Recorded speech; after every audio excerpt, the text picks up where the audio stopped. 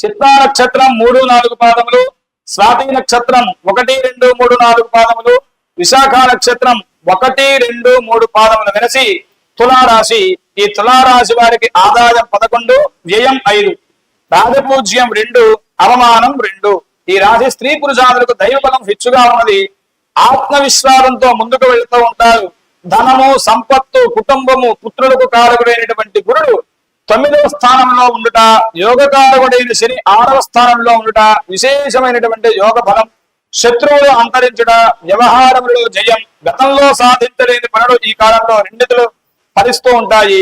ఏ వృత్తి వ్యాపారంలో ఉన్న వారికైనా సంవత్సరం ప్రారంభం నుండి 2 లేదా 3 మాసములు ఒడిదుడుకులు ఉంటాయి. ధన నష్టం, గృహ సంబంధ రీత్యా విపరీత ధన వ్యయం, రావలసినటువంటి సొమ్ముకు ఆటంకాలు, అపనిందలు వంటివి కలిగినా అవి జూన్ నుండి అంతరించి ఉభయక్షేమం కలుగుతూ ఉన్నది.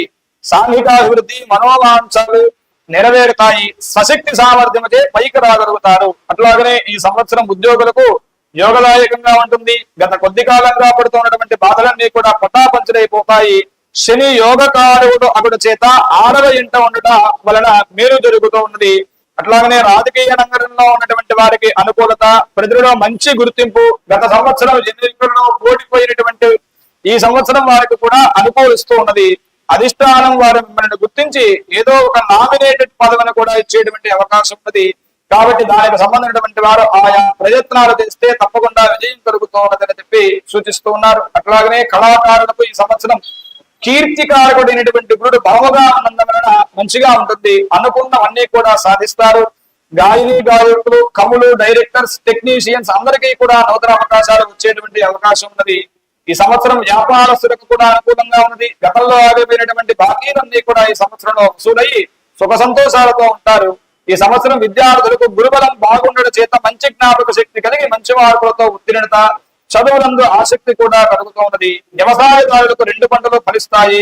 గతంలో చేసినటువంటి అప్పులన్నీ కూడా తీర్చేటువంటి అవకాశం ఉన్నది. అట్లాగనే ఈ రాశికి సంబంధించినటువంటి స్త్రీలకు ఆరోగ్యం ఇంతకు పూర్వం కనుక బాగుగా లేకపోయినట్లయితే ఈ సంవత్సరం ఆరోగ్యం చక్కగా ఉంటుంది. కుటుంబంలో మీ ప్రాముఖ్యత పెరుగుతుంది. నూతన ఆభరణాలు, స్థిరాస్తులు కూడా లభిస్తాయి. ఉద్యోగాలలో ఉన్న వారికి కుటుంబంలో సఖ్యత, అధికారుల మన్ననలు పొంది ప్రమోషన్స్ తో కూడినటువంటి బదిలీలు, సంతానంతో సఖ్యత. గతంలో విడిపోయినటువంటి వారు కూడా ఈ సంవత్సరం కలుసుకునేటువంటి అవకాశం ఉన్నది. మొత్తం మీద ఈ రాశి వారందరికీ కూడా గురుబలం వల్ల చక్కని జీవితం.